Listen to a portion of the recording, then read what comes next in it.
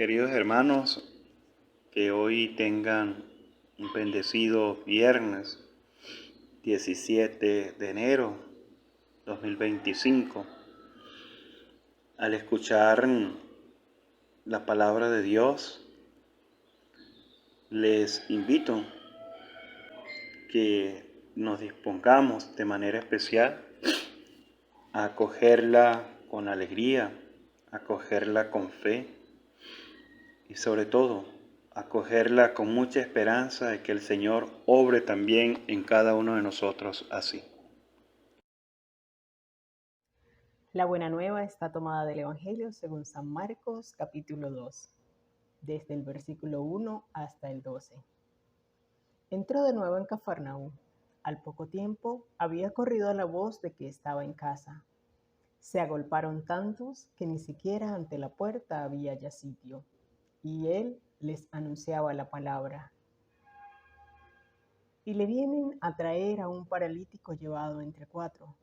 Al no poder presentárselo a causa de la multitud, abrieron el techo encima de donde él estaba y a través de la abertura que hicieron, descolgaron la camilla donde yacía el paralítico. Viendo Jesús la fe de ellos, dice al paralítico: Hijo, tus pecados te son perdonados. Estaban allí sentados algunos escribas que pensaban en sus corazones: ¿por qué éste habla así? Está blasfemando.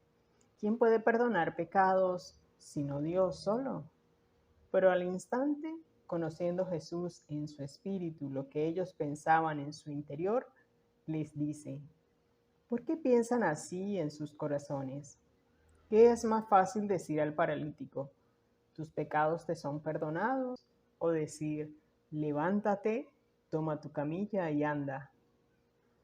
Pues para que sepan que el Hijo del Hombre tiene en la tierra poder de perdonar pecados, dice al paralítico: a ti te digo, levántate, toma tu camilla y vete a tu casa.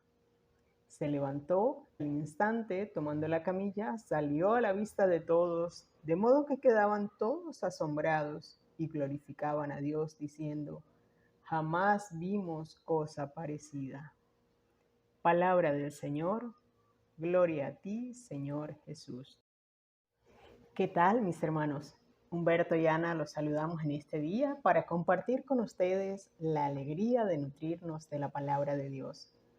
Hoy, viernes 17 de enero, recordamos a San Antonio Abad, un hombre que vivió con amor desde la soledad, el ayuno y el trabajo.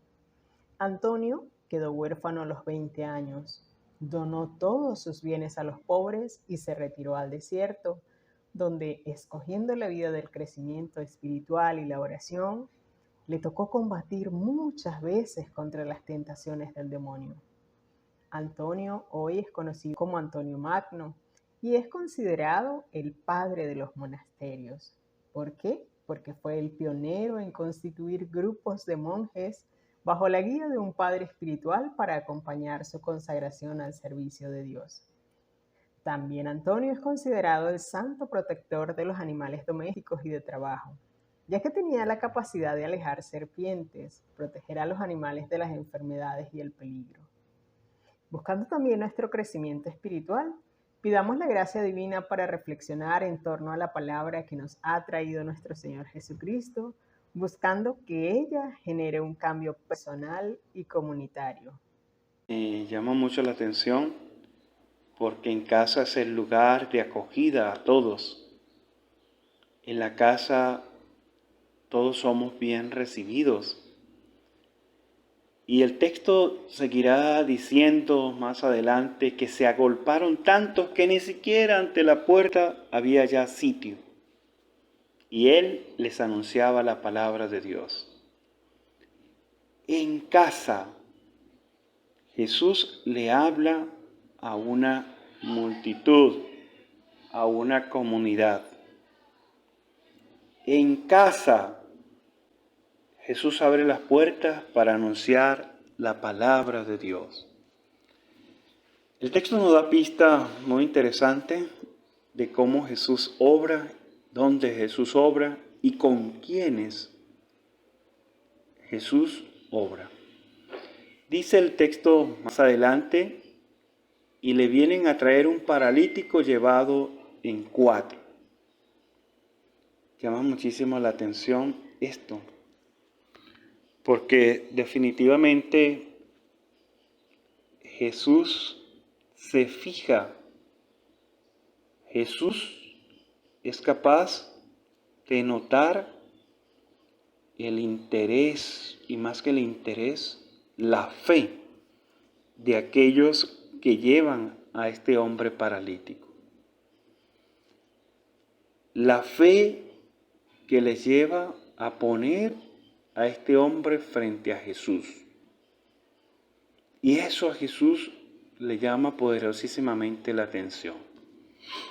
Los estudiosos dicen que estos 4 hombres representan los 4 puntos cardinales y que indican la totalidad, simbolizan a la humanidad pecadora, incapaz de valerse por sí mismo, y que es mostrada a todo el mundo, a todos los puntos cardinales.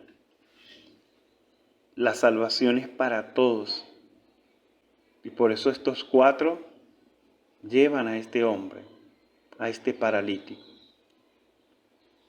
Es en casa donde Jesús acoge y ofrece la salvación de Dios para todos, para todos.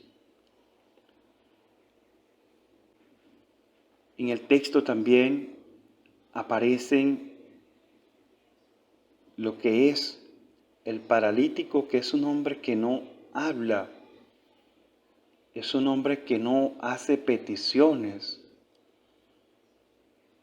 Y Jesús lo mira, pero Jesús le habla también. Y las palabras con que Jesús se dirige a este hombre son hermosas, porque es: hijo, tus pecados te quedan o te son perdonados. Jesús está hablando como un padre, Jesús está hablando con una carga llena de ternura, de misericordia, de amor por la persona. Y esta manera de Jesús tratarnos ante la enfermedad, de tratarnos ante las dificultades, es realmente hermosa. Así Jesús trata al débil, al frágil, al enfermo, al desconsolado. Lo trata con ternura, con amor. Segunda o otra de las cosas que aparecen en el texto es que el paralítico representa una humanidad, representa las realidades que vivimos cada uno de nosotros. En torno a esa casa allí habían paganos, pecadores, excluidos del pueblo. Y sin embargo allí todos son incluidos por Jesús. A todos Jesús les anuncia la palabra de Dios. Jesús quiere dejarnos claro que la salvación es la esperanza para toda la humanidad, para todos nosotros. Que Él es capaz incluso de perdonar los pecados y de compadecerse de nuestra debilidad. Es Jesús. En Jesús contemplamos definitivamente el perdón de Dios, que se transforma, que se convierte en un milagro extraordinario, porque el perdón sana, y ahí todos palpan con sus ojos la sanación física de este hombre que era paralítico. Continúa Jesús para que quede claro que no solo es el perdón lo que da, le dice al paralítico: a ti te digo, levántate, toma tu camilla y vete a casa. Y dice el texto: se levantó al instante, tomó la camilla y salió a la vista de todos. Definitivamente, la acción de Jesús es una acción transformadora, liberadora. En el texto también encontramos, y nos refleja el texto, lo que son las reacciones de los allí presentes. Me encanta cuando hablo con Ana sobre el tema de las emociones. ¿Qué emociones suceden en mí cuando estoy con los demás o cuando estamos juntos? ¿Qué emociones? Y en el texto nos encontramos que hay varias reacciones. La primera reacción es que algunos quedan atónitos y dan gloria a Dios con la mirada. La otra reacción es que otros no quedan, sino que hay otros que son los letrados que se escandalizan. Pero ¿quién es este? ¿Quién se cree este que puede perdonar pecados y eso solo lo hace Dios? Es decir, hay reacciones y diferentes emociones en este texto que nosotros deberíamos pensar también. ¿Qué reacciones, qué emociones acontecen en mí cuando escucho la palabra de Dios? Cuando escucho a Jesús hablando de esta manera tan contundente sobre el perdón, sobre la sanación corporal. En el texto van a aparecer, y más adelante van a aparecer lo que son las controversias de Jesús con los fariseos. Que no son pocas, son muchas. Y que aparecen para dejar claro que las emociones que aquí acontecen no son de total adhesión a Jesucristo.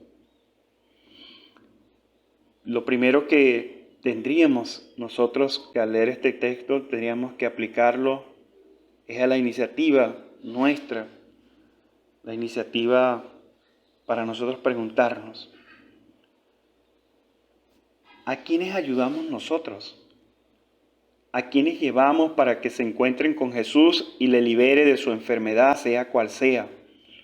¿O nos desentendemos con la excusa de que no es nuestro problema o que es difícil de resolver?